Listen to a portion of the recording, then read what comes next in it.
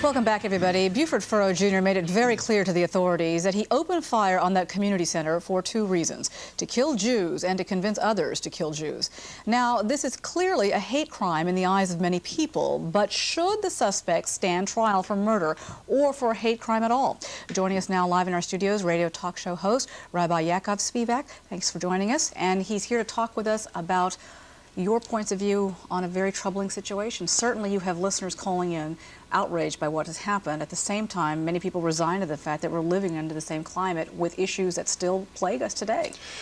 The problem that the listeners are upset with is the fact that America has come to this point, that we can open fire on young children and have and greet it with a sort of jaded distance. People are upset. How did America come to this point? I don't think the anger is directed so much as this man who may turn out to be just a nut, but we're angry at ourselves. Some of my listeners are calling and saying, why are we able to take this and walk away from it? Why doesn't it bother us? What would have happened 30 years ago? Why is it that we can... But don't you think a lot of people are bothered by this? They are outraged? I mean, the fact that somebody could open fire on young children, innocent children? But then there was Jonesboro, and then there was Littleton, and now there's this. There's time and time again. People just take it and go with it. You know, what some people think is that this individual is using the media as his own PR firm. I mean, he's come through. Some people have called up with the idea that the media has become sort of subliminal co-conspirators with this guy, because what he's offering them is the opportunity to, at least the media and law enforcement. He says to law enforcement, he smiled. The man gave himself up. He wasn't that he was afraid of the police department surrounding him. This man took a taxi to Las Vegas, walked in with a smile to the FBI headquarters, and says, this is a wake-up call to kill Jews. All of a sudden, all over the country, front page New York Times. I heard it 6 times on the Today Show today. Conspiracy, wake-up call to kill Jews, over and over. He's using the media.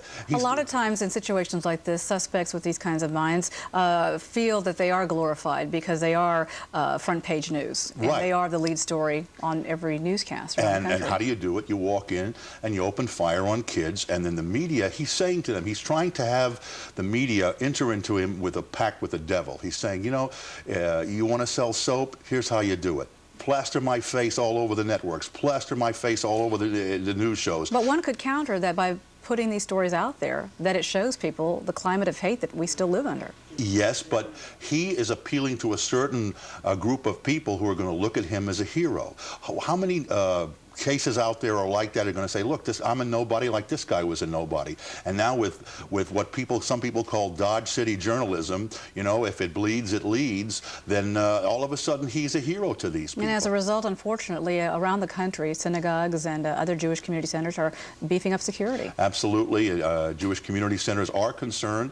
The pictures that we saw of little children being led to safety, it was so sobering. Conjured up to me pictures of other little children and lineups that I saw 50 years ago, and in pictures that took place then. It's a very, very frightening thing. Now, what I find interesting, though, is that you don't really believe that hate crime legislation is the answer to try to send a clear message that these types of issues, these crimes, are not going to be tolerated in America. I think if there's anything we have to emphasize is that this was a crime against America and Americans, not a crime against Jews. This goes in with the same as Jonesboro and Littleton. This was a crime against children, against Americans. If we up the ante to the point where we make the prosecution prove that, or require him to prove what was going on in this man's mind, that was said in front of the testimony at the Senate Judiciary Committee. One Jewish lawyer who had suffered anti-Semitism in his life said that if we require this to happen, then we're going to have to prove an extra level. It was like in the Simpson trial.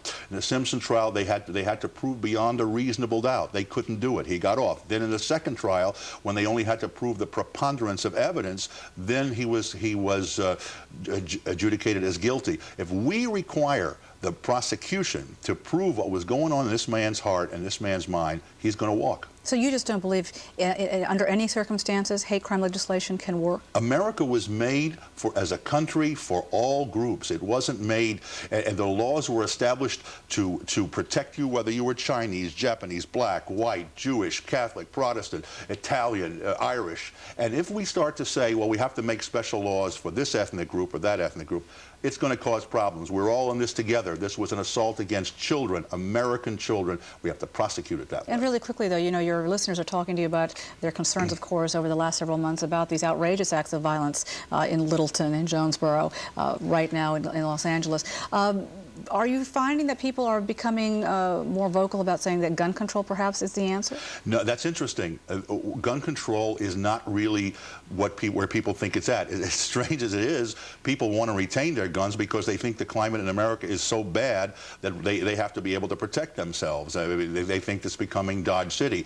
What they think is happening, what my callers tell me, is that we have to make sure that the law enforcement does its job. Why would this guy walking, as your own reporter said, why was this guy walking after having supposed to have given himself up and surrendered for carrying a gun? And it wasn't a big deal to them. They let him walk, and this is what happens.